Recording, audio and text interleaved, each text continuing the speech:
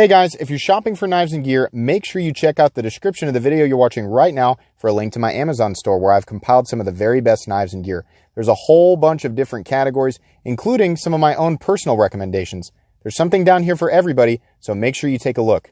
Thanks! What's going on, YouTube? Metal Complex here, and today I'm going to do a style of video that I don't normally do, and that's a negative video. This is going to be the top 10 frustrations that I have with new folding knives in 2020. Now, admittedly, a lot of this stuff has been acceptable for a while, and here in the last couple of years, manufacturing and quality of manufacturing is just incredible. So for those of you who don't know, you can get a $20 knife that is virtually flawless now. You know, there's going to be some people watching this video who probably stumbled into it, not really sure exactly what it is you're watching. I'm a knife enthusiast. I'm somebody who buys a lot of knives. I've got a lot of content on this channel and I upload every day, so I handle a lot of stuff. And I've got a good idea of what to expect when I purchase a new knife, right? So if you just have one knife and you bought it 10 years ago and it's beat into the ground, and you don't plan on purchasing knives and you're not really a knife enthusiast, you're not really going to get anything from this. But if you're watching my channel because you regularly buy knives or you build up anticipation, whether you are a user or collector, some of this information might be information you hadn't thought about. You might gain something from it, and for a lot of people it's just going to be affirmation. I find a lot of these things, in fact I find all of them to be completely inexcusable in today's knife world, right? It's 2020, things are different, things are better now, and there's just certain things that we should expect. I don't normally like to be negative. 99.9% of the content on this channel, and there's a lot of it, is positive because that's how I like to be. But I find that there are certain negativities, there's certain feelings of frustration that I can't avoid because I have built up such high expectations for this ever-growing and expanding knife world, in terms of quality. So without further ado, let's go ahead and start off here with number 10. A lot of these knives, by the way, the ones you're going to see, you'll be able to find them down in my Amazon store that I referenced at the beginning of the video. So you can check down there if you'd like. Let's go ahead and start off here with number 10, lack of spare hardware. There are a lot, most knives actually don't come with spare hardware. And I find that to be kind of something that has started to frustrate me, right? This knife that you're seeing here is a very inexpensive knife. This is the Kaiser Domen. It's a great knife. I think it's a great build. The problem is that the knife is not made in the United States. I'm in the United States, right? So, for example, if I should have got this knife out before I started the video. If my Kershaw Blur, right, if I strip out one of these T6 screws, which I don't like, that's kind of a frustration, but it's going to be fairly easy for me to obtain another piece of hardware because Kai USA is really good about that. They're located in the United States, right? Now, a lot of these really great knives that are very inexpensive are using T6 hardware, or, even if they're not, if you strip one of those screws, it becomes a problem because it's likely going to be used as a tool. It's likely going to be something you take apart and you clean every now and then, you go out and use, right? So if you need a new screw that's specific to that knife, and sometimes you can replace, certain hardware with universal hardware that you can get, from a website or your local hardware store. But sometimes it's very specific to the knife. And if you have to go through the warranty process for a knife that's manufactured in another country, it might not be as easy.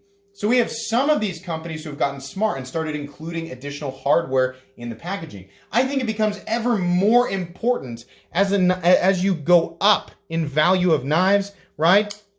That we get just a couple of extra screws. It doesn't have to be an extra pivot, but geez, send some additional pocket clip screws or some additional body screws just in case. Even if I got one extra body screw and a couple extra pocket clip screws, that could not possibly cost hardly anything.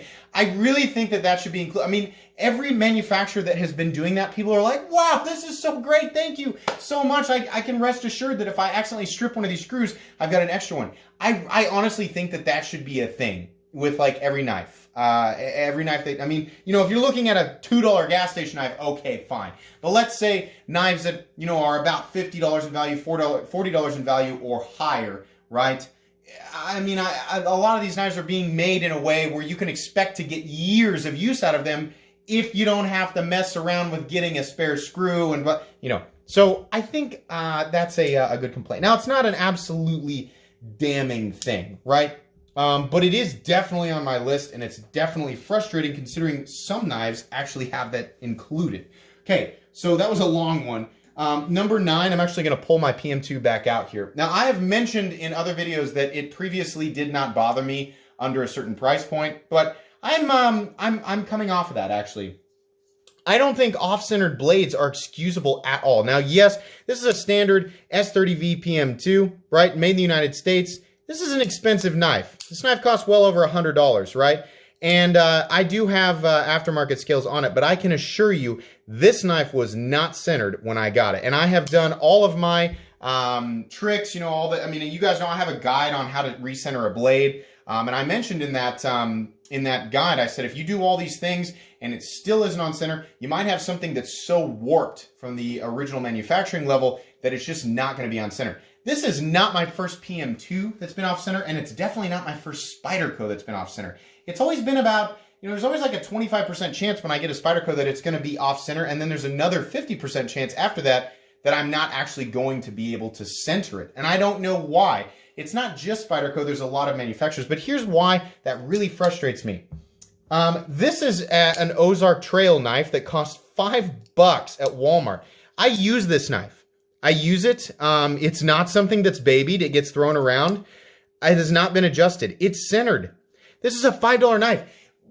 Everything should be centered. Every knife should be centered. There's no excuse for anything. If Ozark Trail can do it with a $5 knife, here's another Ozark Trail knife that is almost exactly, in fact, yeah, it's pretty much perfectly centered. Another one. 2 $5 knives. If they can do it, Spyderco, you should be able to do it. Everybody should be able to do it. I've seen Benchmade knives that are off-center. I've even seen ZT knives that are off-center. Some manufacturers that are on the higher end, you know, they don't have a problem with it. But there's still an inexcusable amount of really high-end production knives out there, and even like your regular budget range knives out there that come with off-center blades. This should never be a thing. It should be an obscure anomaly to have a knife that's off-center. So that should definitely not be a thing. Number 8.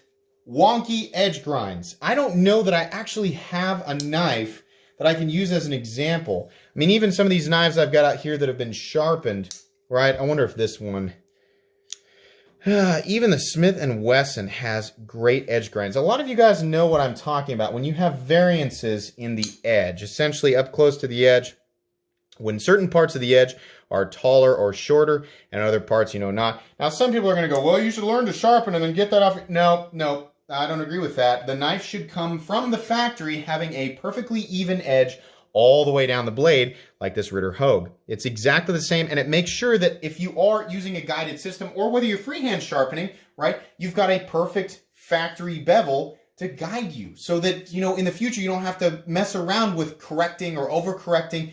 It should not be something, you know, that comes, it's like, imagine you bought a brand new car, except one of the tires had more tread than the other ones, right? Well, it's like, yeah, you could just rotate them throughout your maintenance and eventually have even tread, right? If one wears faster than the other, that's why we rotate tires, right? But it shouldn't come like that from the factory. They should all have even tread. You shouldn't have one tire that's more or less worn than the other ones. So wonky edge grinds are very frustrating. It's still something that we see. And considering we have knives in the budget range, right here, this is a very inexpensive knife, and again, the Ozark Trail knife. Neither of them have wonky edge grinds, right? So, like I said, I'm not able to give you an example. I don't like to keep knives around like that, but I've definitely seen it. It's definitely something that's frustrating. Number 7. Now, this is something that's very specific to the design of the knife. Now, a lot of measures have been taken. Now, rest assured, the Off-Grid Scorpion does not have this issue, and this is a great knife. I love this knife. I've recently discovered it thanks to Off-Grid Knives reaching out to me. It's made by which is a fantastic company. This knife does not have this issue. But recently, a lot of the frustrations with this type of issue have been corrected by just a better understanding of how to design frame lock knives, because it's usually frame lock flippers. In fact, it's almost exclusively frame lock flippers that have this issue. And that's what we refer to as the double clutch. A lot of people have asked me, you know, what does that mean? It means when you go to close this knife, I mean, anybody who's, well, had a flipper frame lock for like 24 hours, even if you're brand new to them, you're going to start to do this. You're going to stop trying to close it with two hands and go slow. Eventually, you're going to figure out it's made to actually be opened and closed with one hand, right? You move that out of the way, you push down, and that flipper tab meets your thumb. Now, by this point, the detent ball should be well up on the face of the blade, and that way, when you move your finger out of the way, you can simply close it. On some knife designs, the detent ball is not in the right place, and it's right there on that clicking point, right? It's right here. So what happens is you go to move out of the way, and the knife might click back where the detent ball actually falls back off the blade, and then you have to mess around with it, and you've got this almost secondary detent position here. Two things have actually helped solve that issue here recently. It's, like I said, a better understanding of the design, where to place the detent ball in relationship with the rest of the frame and the blade, and then also the detent ramp. Well, a lot of these have made detent ramps, but and that's basically a cutout in the tang, as I understand it, to where the ball can sort of pass smoothly up on the face of the blade. There are some knife designs like, for example, one of the most beloved knife designs that are out there, and one of my favorite folding knives of all time, the ZT-0562, actually has a little bit of a double clutch situation. Now, understandably, that knife was designed back in, I want to say it's 2014. And that knife has so many other good features, it's kind of, it almost excuses it a little bit, especially when it was designed. But a knife that's, a frame lock flipper that's designed in 2020 and has a double clutch situation, no, that's frustrating, and it's an opportunity to accidentally drop it or cut yourself. And yeah, I know that sounds really whiny or complainy, but that should not be an issue, right? And that's not so much like a fit and finish issue. That's a design issue, but I'm still putting it on this list because it's frustrating. You guys hear me talk about it a lot. I do not like that double clutch. Some of you watching right now, fidgeting with your knives while you watch this, I'm sure I probably just made you aware of that situation on yours. If you have been enjoying your knife up to this point and I just now gave you a reason to not love it, I'm sorry, but you don't, I mean, if you've been enjoying it, then you can, you know, maybe it doesn't bother you as much as me. But yeah, that's definitely something that really, really bothers me. Number 6, something we already kind of talked about, and that's T6 hardware. T6 hardware should not, it sucks. I mean, it sucks whether it's a US made knife or it's a knife that's made in China. Either way, I don't want to have to worry about every single time whether or not I'm going to strip that hardware. This knife, I mean, despite me constantly, you know, preaching, be careful, be careful. Can you see there, the teeth on the inside of that? I actually did strip those screws a little bit with my WIA. By the way, you can get the WIA bit selector and magnetic driver right down in my store under knife maintenance. But actually, the WIA driver, notorious for being, you know, excellent. Even their heads, you run the risk a little bit of, you see up there, they're a little bit chipped up, and it's because T6 hardware, for the most part, it's all designed exactly the same way, and your WIA heads are going to fit them really, really well. You have to be so careful when you're putting any torque, right, on the handle screws. You don't want to over tighten them, but you also don't want to under tighten them. That line is so foggy and gray with a T6 screw. The slightest bit of over tightening, you risk just grinding up those heads of the screw. And then if you need to get it apart, it's so much harder. If you need another screw, it's a hassle. T6 hardware sucks. I hate it. Let's just move to T8 or T10. You know, actually T8 across the board is just fantastic. That's the way that I like to do it. You can see here the Ritter Hogue utilizing I think it's a T10 pivot, but T8 on all these body screws. Much easier to make sure the teeth are in deeper in the grooves. You're much less likely to strip things out, and then everybody's happier. You don't have to mess with it. I hate T6 hardware. I talk about it all the time. Number 5. This is definitely something that makes everybody mad, and it's definitely an obvious one. Right? There's a whole bunch of stuff I'm not going to include on this list that should be obvious. And I'm going to use a knife that you guys know that I really, really dislike. This is a perfect example of a type of knife that I dislike all the way around, and is basically inexcusable in today's knife world. This is the Smith & Wesson Extreme Ops Black Rescue Tanto, whatever. It's got a seatbelt cutter and a glass breaker, and it's just an enormous amount of cliches wrapped into one pocket knife that sells for somewhere around $20. I have so many knives around the $20 mark that I can recommend that are head and shoulders. This is an outdated dinosaur of a design. There are so many things wrong with this knife. If you've been loving this knife, you don't have to stop loving it just because I'm telling you that I don't like it. But there are absolutely better knives out there. This knife has this problem that I'm going to talk about, and that's excess debris in the pivot or gritty action. Basically, where this knife is, put together and designed, there's a lack of care involved with exactly how clean the environment is. I'm going to guess, that's how we end up with excess debris inside the pivot. The pivot is very important, right? We want to make sure that pivot is nice and clean so that we have a smooth action so that when we need the blade to come out, right? This is a thumb stud. You shouldn't have to slowly grind this thing around. No, a thumb stud should allow you to fire the blade out and it should deploy. It should be smooth enough that can happen. So if it comes from the factory so gritty and so tight that you can't get this out, can we hear this? That is the sound of garbage grinding against garbage. There was not care taken when this knife was assembled or manufactured. It was just sort of slapped together and it was thrown out there. But it's cool and it's black and it's a tanto and it's serrated, right? But and it functions enough and it'll cut stuff, but it's not, what I'm saying is it's very important that a knife is nice and smoothing. I don't want to have to take a knife apart right when I get it to clean it out to make sure that it's got the action that I want.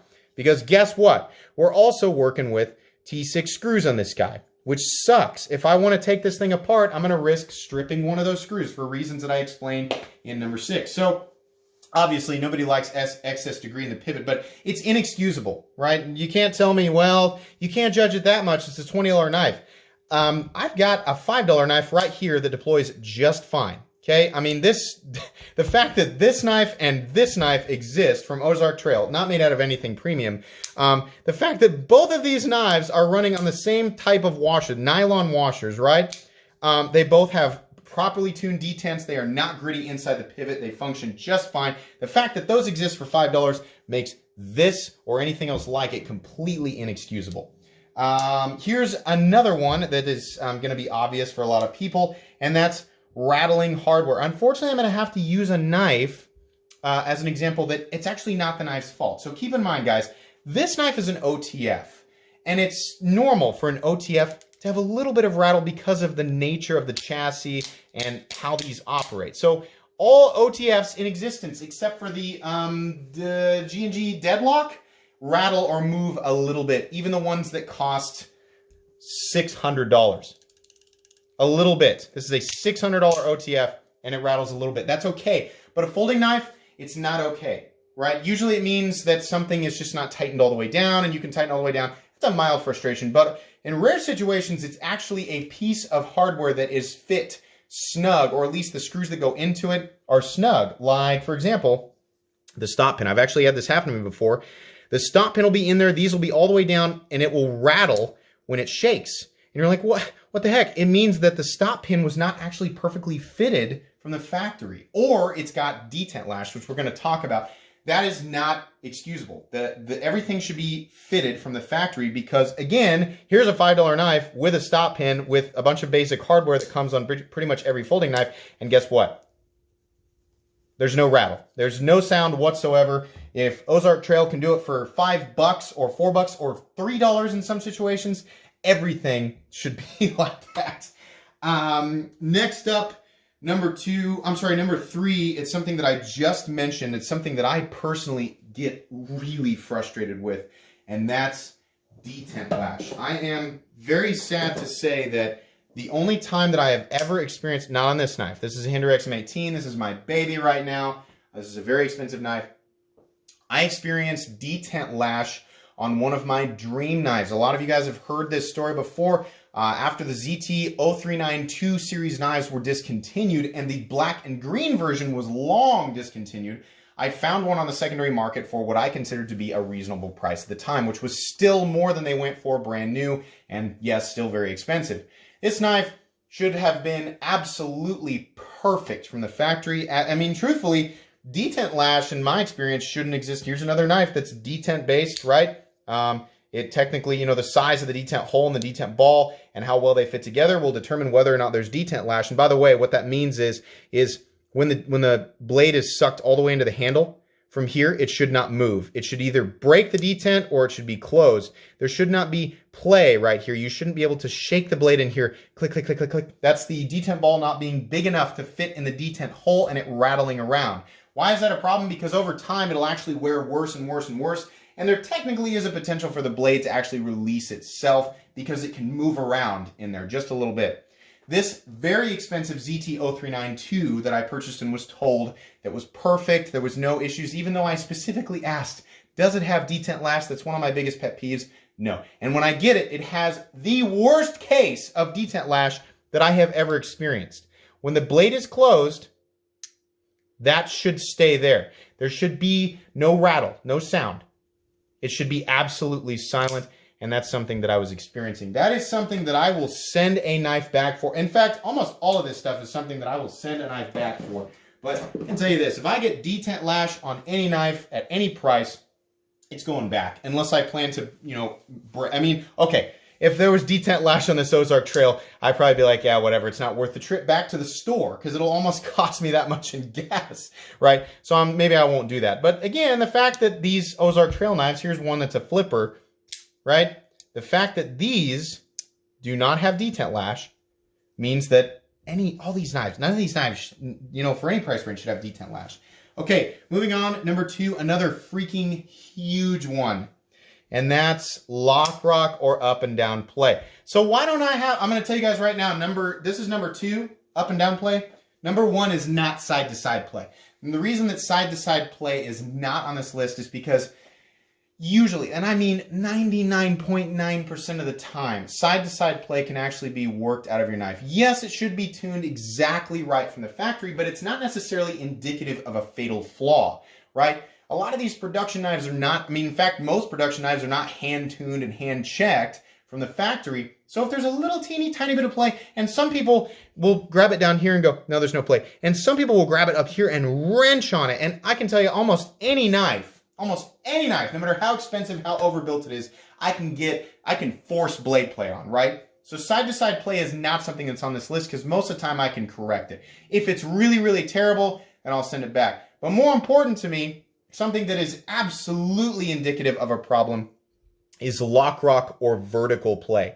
And that means when you push the blade down or pull it back up, if you can feel rock like click, click, click, click, click, it means that in this case, it would be the compression lock slipping on this. Or for example, let me get my frame lock back out, my XM18, especially this guy, because this is a frame lock, right? If it's clicking up and down, it means that this frame lock is trying to slide out of position, and that means that the knife might disengage and come down on your fingers.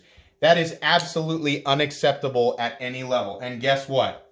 This knife has it. And yeah, this is an inexpensive knife, but I don't know, you guys might be able to hear it. Can you hear that? I'm moving it back and forth. Terrible. It's terrible. People always get on me for coming down on the Smith & Wesson knife, but it's unacceptable in 2020. No knife should have up and down play. It should go back. And I've had other knives from trusted brands that have had up and down play, and I'm like, no, it's going back because it's not safe. I don't like it. That's absolutely a problem. It's not something I want to mess with. Okay, number 1. I think this is something that pretty much everybody's going to agree on. I want to point out that I actually, on a few knives here in the last couple of years, however long the channel's been going on, about 2 years, I've actually defended it. I've been like, well, some of these makers, they don't want you to get in there because it's built a specific way and they don't want people messing it up.